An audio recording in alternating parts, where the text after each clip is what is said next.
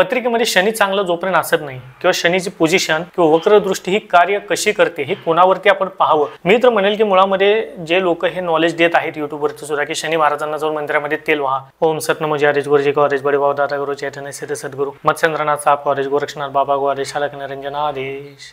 आजच्या विशेष भागामध्ये आपण येणाऱ्या 6 तारखेला म्हणजे 6 जूनला जी येणारी शनिश्चर जयंती आहे किंवा ज्याला आपण शनी जयंती म्हणतो यावरती माहिती देण्याचा प्रयत्न आजच्या व्हिडिओमध्ये आपण करणार आहोत। पहा, शनी ग्रहावरती किंवा शनी 7.5 वरती किंवा शनी देवतेच्या प्रभावावरती ज्योतिषशास्त्रामध्ये किंवा युट्यूबवरती सुद्धा अनेक आपल्याला व्हिडिओ पाहायला मिळतील ज्यामध्ये शनी महाराजांबद्दल, शनी ग्रहाबद्दल, शनीच्या 7.5 बद्दल सर्व माहिती आपल्याला पुरेशा प्रमाणामध्ये उपलब्ध आहे। आजच्या व्हिडिओमध्ये शनी काय आहे हा सांगण्याचा तुम्हाला प्रयत्न आहे। शनी देवतेचा थोडक्यामध्ये जर इतिहास आपण पाहिला किंवा शनी देवाची उत्पत्ती जर आपण पाहिली तर शनी देवतेला सूर्यपुत्र म्हणतात। सूर्यपुत्र शनी देवता असून छाया नावाच्या मातेपासून शनी देवतेचा हा जन्म झालेला आहे। बरं, सूर्यपुत्र शनी देवता जरी असेल तर शनी देवतेचा जर आपण पूर्णपणे अध्यात्म बाबतीमध्ये विचार केला तर पिता आणि पुत्राचं नातं हे कधी सुद्धा पटलेलं नाहीये किंवा न जमलेलं नातं आहे जे शनी आणि सूर्याचं आहे। थोडक्यामध्ये एकमेकाविषयी द्वेष, वैर किंवा आकस्मिक भाव हा पूर्णपणे शनी आणि सूर्य या दोघांमध्ये लहानपणापासून शनी देवतेचा हा राहिलेला आहे। त्यामुळे पहा, अनेकशा ठिकाणी आपण पाहतो किंवा इव्हन पत्रिकेमध्ये सुद्धा ज्या शनीची सूर्याच्या प्रभावामध्ये असेल किंवा सूर्य शनी युती असेल तर अशा वेळी आपल्याला त्या पत्रिकेची त्या असलेल्या घरांची इफेक्ट व्यवस्थित पाहायला मिळत नाही किंवा त्याच्यामधनं अनेकशे दोष उत्पन्न होतात।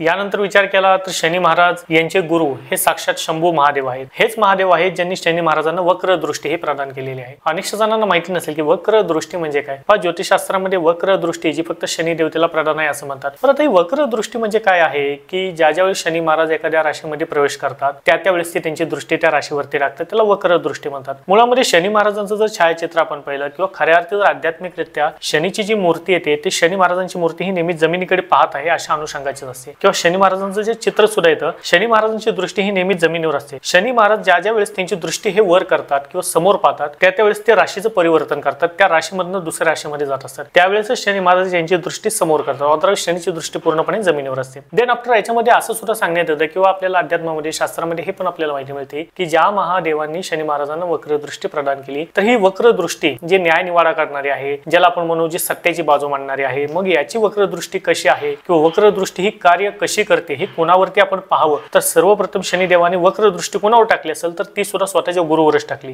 म्हणजे संपूर्ण आयुष्यामध्ये शनी महाराजांना फर्स्ट टाइम जी वक्रदृष्टी प्रदान झाली ती वक्रदृष्टी सुद्धा शंभू महादेवावरती शनी महाराजांनी टाकलेली आहे, म्हणजे स्वतःच्या गुरुवरती। आणि याच वक्रदृष्टीचा प्रभाव असा होता की महादेवाला सुद्धा 3.5 प्रहर ही शनी महाराजांच्या या वक्रदृष्टीपासून पृथ्वी तलावरती एका तलावामध्ये लपून बसावे लागले होते। शेवटी पहा, ही देवलीला आहे। महादेवाला शनी महाराज हे काही असं नाही म्हणता येणार की शनी महाराज हे महादेवापेक्षा मोठे आहेत किंवा शनी महाराज हे महादेवापेक्षाही खूपच बलवान आहेत। मुळामध्ये असं नाहीये। सांगण्याचं तात्पर्य काय आहे, शेवटी शनी हे देव जरी असले तरी ते ग्रह आहेत, परंतु जी वक्रदृष्टी त्यांना प्रदान आहे कशासाठी दिलेली आहे की महादेवांनी त्यांच्या हातामध्ये जो दंड दिलेला आहे तो न्याय विधान करणार किंवा न्याय निवाडा करणारा दंड किंवा रूपरेखा ही शनी महाराजांची महादेवांनी या नवग्रहामध्ये बनवलेली आहे। त्यामुळे आपण पाहतो किंवा ऐकत आलेलो आहोत की शनी महाराज हे सत्याची बाजू घेणारे किंवा कर्म प्रदान देवता आहेत किंवा कर्म जे चांगले करतात त्यांना चांगली फळ देणारे देवता आहेत।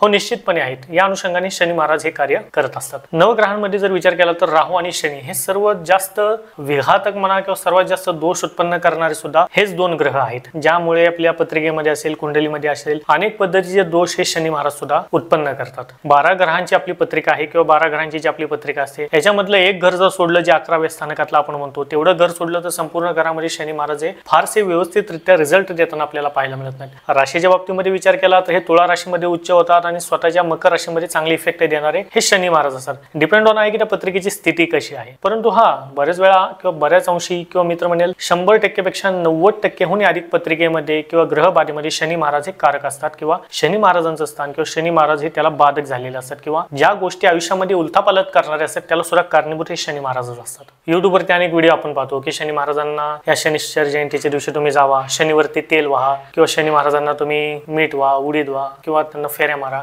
मी तर म्हणेल की मुळामध्ये जे लोक हे नॉलेज देत आहेत युट्यूबवरती सुद्धा की शनी महाराजांना जाऊन मंदिरामध्ये तेल व्हा, उडीद व्हा, तेल ओता, हा मुळामध्ये या लोकांना नॉलेज आहे की नाही हाच मोठा प्रश्न आहे। मुळामध्ये समजून घ्या शनी महाराजांचं दर्शन कसे घ्यायचं आहे ही प्रथमचरणी खरी प्रणाली आहे। शनी महाराजांचं दर्शन घेताना हे कधी समोर उभारून किंवा शनीच्या समोर उभारून आपल्याला घ्यायचं नसते। शनीची दृष्टी ही कधीही स्वतःवरती पडू नये याच्यासाठी संपूर्णपणे आपल्याला प्रयत्न करायचे असतात। त्यामुळे शनीचं दर्शन घेण्याची सुद्धा एक प्रथा आहे। शनीचं दर्शन घेताना एका साईडला उभारून खऱ्या अर्थी घ्यावे लागत शकत असते. भले तुम्ही तेल व्हा, उडीद व्हा, पण मित्र म्हणेल शनी महाराज हे उदासीन असलेली देवता आहे किंवा उदासीन असलेला ग्रह आहे. आणि शनी महाराज हे प्रसन्न होतात किंवा कलियुगामध्ये कुणाला प्रसन्न झाले असतील हे अगदी नकळत म्हणा किंवा अगदी शून्यातून शून्य जरी म्हटलं चाललं अशा लोकांवरती ते प्रसन्न झालेले असतील. शनी महाराज मुळामध्ये प्रसन्न होतच नाही. कलियुगामध्ये विणला तर मग राजा हरिश्चंद्राला फक्त शनी महाराज प्रसन्न झाले म्हणजे त्याला स्मशानाची राख स्वच्छ करायचं काम, ज्याला चांडाळ म्हणूयात, राजा बनवून किंवा राजा सोडून त्याला चांडाळाचं काम करायला लावणार सुद्धा हे शनी महाराज होते. जे राजा हरिश्चंद्राला, जे काशीमध्ये आपल्याला हरिश्चंद्र घाट सुद्धा दिसतो, त्याच्यावरती तो शनी महाराजांचं आधिपत्य किंवा प्रभुत्व अजून सुद्धा आपल्याला दिसून येते. त्यामुळे मित्र म्हणेल की तुम्ही जास्त कोणत्याही खोलामध्ये न जाता, किंवा मी तुम्हाला म्हणणारी नाहीये की तुम्ही स्वतः प्रत्यक्ष जावा, शनी महाराजांवरती तेल व्हा, काळे उडीद व्हा किंवा मीठ व्हा, या गोष्टी करण्यापेक्षा मी तुम्हाला सजेशन देईल की तुम्ही स्वतः हनुमंतरायाची भक्ती करा किंवा बजरंग बलीची भक्ती करा. शनीची साडेसाती असेल, तीव्रता असेल, शनीचं कोणताही उपद्व्याप असेल, ताप असेल, यातनं सर्वात फास्ट रिझल्ट जर तुम्हाला पाहायचा असेल तर त्याला बजरंग बली आणि एक मात्र महादेव यांची भक्ती करणंच हे उत्तम विधान याच्यामध्ये मांडलं गेलेलं आहे. त्यामुळे शनी महाराजाला शांत करायचं झालं, शनीवरती तेल वाहून शनी शांत कधी होत नाही. शनीला पाया पडल्यानंतर शनी शांत होत नाही. त्याला 10 नव्हे तुम्ही 1100 फेऱ्या मारला तरी सुद्धा शनी कधी शांत होणार नाही. शनी शांत करायचा एक मात्र उपाय आहे, तो म्हणजे फक्त बजरंग बली. तोही का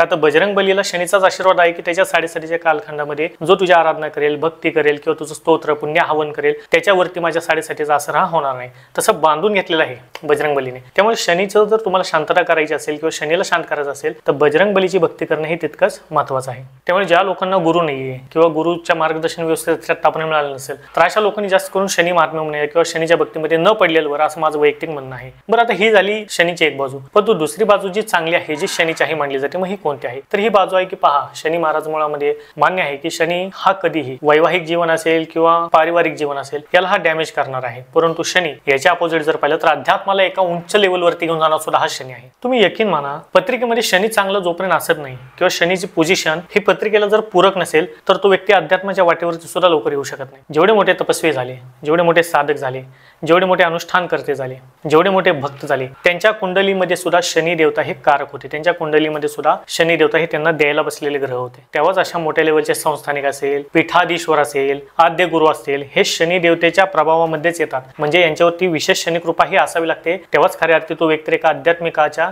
किंवा आध्यात्मिक लेवलच्या उंच स्तरावरती सुद्धा जाऊ शकतो. त्यामुळे शनीला समजून घेणं महत्वाचं आहे. शनी हा तुम्हाला भले पारिवारिक सुख देत नसेल, वैवाहिक सुखासाठी व्यवस्थित नसेल, परंतु याही पलीकडे जाऊन जे खरं आयुष्य आहे, याही पलीकडे जाऊन जी खरी लाईफ आहे, ज्याला स्पिरिच्युअल लाईफ म्हणतो, आध्यात्मिक लाईफ म्हणतो, ज्याच्यामध्ये वैयक्तिक असेल किंवा इतरांचं कल्याण करण्याची भूमिका असेल किंवा सद्गुरू असेल किंवा पीठाधीश्वर असेल किंवा जगद्गुरू असेल, तुमच्यामुळे इतरांचं भाग्य बदलण्याची ताकद तुमच्यामध्ये शनी देवता प्रदान करतात. हे झाले आध्यात्मिक दृष्टिकोनात. याच्यानंतर जर पैशाच्या बाबतीमध्ये पाहिलं तर मोठे इंडस्ट्रीज झाले किंवा ज्याला आपण व्यापारी म्हणू, मोठे राजकारणी म्हणू, समाजकारणी म्हणू, यांच्या मागे सुद्धा शनी देवतेचा कुठेतरी हात असलेला आपल्याला पाहायला मिळतो. जोपर्यंत पत्रिकेमध्ये शनी देवतेचं स्थान चांगलं असत नाही तोपर्यंत व्यक्ती मोठा बिझनेस किंवा एखादा मोठा राजकारणी किंवा एखादा मोठ्या हुद्द्यावरचा अधिकारी हा होऊ शकत नाही. त्यासाठी सुद्धा समजून घ्या, शनी देवतेचं प्रमाण पाहिलं तर निश्चितपणे आपल्या आयुष्यामध्ये प्रत्येक घटनेवरती हे विघातक आणि तेवढंच चांगलं प्रभाव पडणार सुद्धा असते. मग यासाठी आम्ही करू काय शकतो? जसं की मी तुम्हाला सांगितलं, एक तर तुम्ही महादेवाची किंवा बजरंग बलीची उपासना करणं हे शनी देवतेच्या संपूर्णपणे पीडा असेल किंवा साडेसाती असेल याच्यावरती फायदेशीर ठरू शकते. त्यामुळे प्रयत्न करा. उद्या आता शनी जयंती आहे, म्हणजे येणाऱ्या 6 तारखेला भले तुम्हाला शनीच्या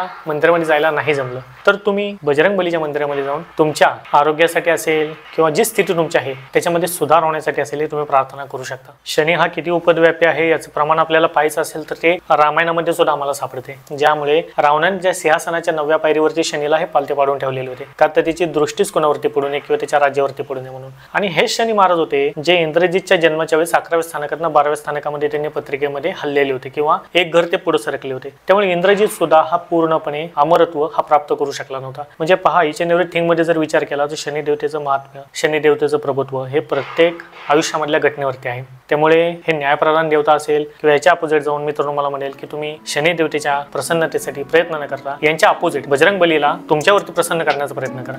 निश्चितपणे शनी महाराज हे तिथे बजरंग बलीच्या उपासनेने साधनेने हे शांत होतात. आशा आहे आजच्या व्हिडिओमध्ये देण्याचा जो प्रयत्न केला तुम्हाला कळाला असेल. व्हिडिओ अशा नवीन माहितीचा नवीन व्हिडिओमध्ये तुम्हाला सर्वांना सत्य नॉलेज गुरुजी आदेश अलग निरंजन आदेश.